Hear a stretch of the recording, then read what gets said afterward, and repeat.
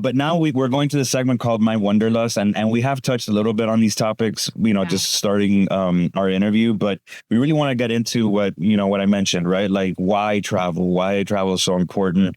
And you did touch upon my first question, like how do you how's it interwoven into your personal and professional life? And I think I'm going to just kind of, since you kind of answered this question, I do kind of want to take it another step another level up.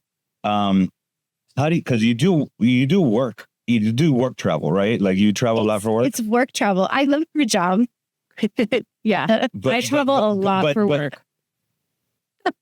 Yeah. But here's the thing, like, is there a separation of like, is it leisure? Do you ever have, like, if you're actually working, like, are you really enjoying it? Are you really kind of like in awe or in the experience? Yeah, I am. I think I'm very fortunate in that way because when I travel for work, typically it is to bring journalists with me to expose them to my client. And sometimes it's to something I've done or seen before, and sometimes it's not. And part of my job, in addition to making sure the journalists have what they need and, everything is going smoothly with them, is to be looking for story ideas and to be understanding what a guest would enjoy in this experience and what are the highlights of this experience. So I really have to be dialed in on what we're doing as much as I have to be dialed in on what's going on with my group. And so, it's not a vacation because I'm always open in a way, but I am fully experienced.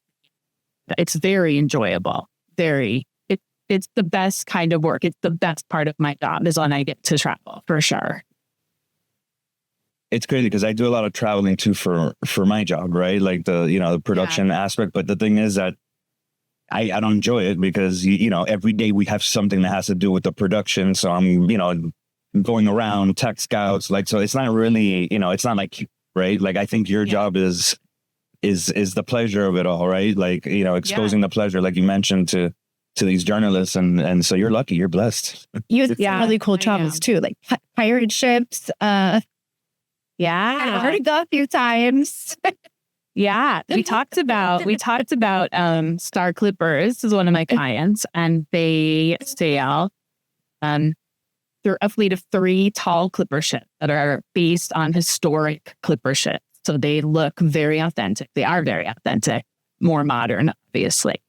And it's the coolest thing to arrive into a port on one of those ships. You just feel like the coolest person ever. Maybe there's like a big cruise ship or, whatever. And then you come in on the sailing ship. It looks like, Jack Sparrow's going to jump off of it. And it's incredible. And, we talked about this, you can climb the mast to the crow's nest.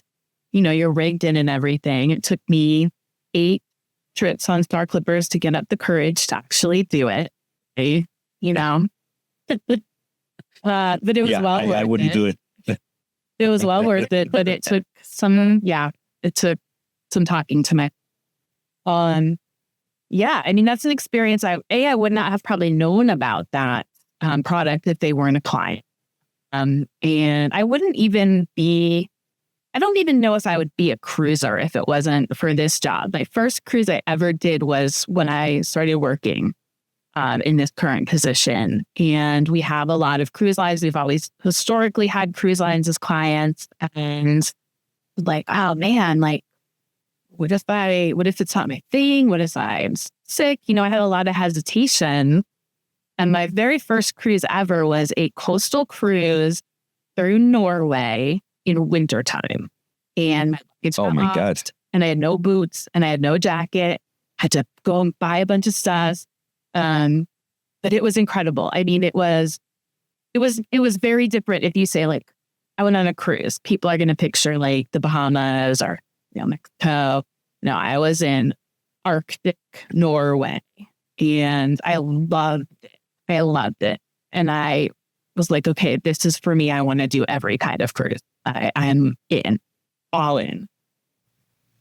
I think, and I don't want to speak for Shannon, but I'm like you, right? Like cruising has not been my thing, because I've always, living in Miami, all I see is like, go to the Bimini, go to Bahamas, go to the, and that to me gets old, and then I just never liked that vibe. But once, Shannon, and we got into this travel world, I realized all the different variations of cruises, and I'm like, okay, I agree. Like we looked into the Norwegian Arctic, and I'm like, okay, this is fantastic. The Northern Lights and just the different things out there. Like, again, I want to talk to those sea clippers. Like, I want to talk to them.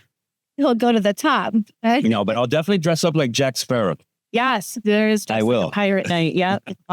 I travel with a bag of eye patches. Yeah. That's what I'm talking about. I mean, I think cruising offers a different perspective on an environment. Like this Norway cruise, you're cruising through the fjords. You can't see that view really any other way. Seeing a city when you're river cruising from the perspective of the river is so cool and bright. I just think the perspective you get from cruising is different than from land, and it's valuable. I agree. I definitely agree. Yeah. Yes. And just the different ways, like you just broke it down. I agree. I think people need to kind of open up their paradigm when it comes to the different types of cruises and experiences you could do. Yeah. Yeah. Especially those excursion ones down to Antarctica. Yeah. Yeah. Like that's something I'm also dying to. We're really thinking about doing that very soon, hopefully. Yeah. I highly recommend I have to sleep with the penguins. Yeah. It's incredible. And really, that's she's dying to go through the Drake. Yeah. The Drake. Yeah, that I'm not looking forward to, but I'm ready. I'm looking forward to see her face in the Drake. That's what I'm looking forward to. No, you just see the patch behind your ear. You'll be fine. Okay. That really works? That patch there in the air? I did it for the Drake and I was fine. And we had a pretty rough ride both directions. So it does work. I think also too, my nerves. It's not just so much the nausea. I think like, oh my God, like this is scary. Like, why are the waves going over the bubble? Like, that to me, I think that's the part. Yeah. I don't know. Yeah, it's crazy. I can't think about it. But you know what? One thing I did want to talk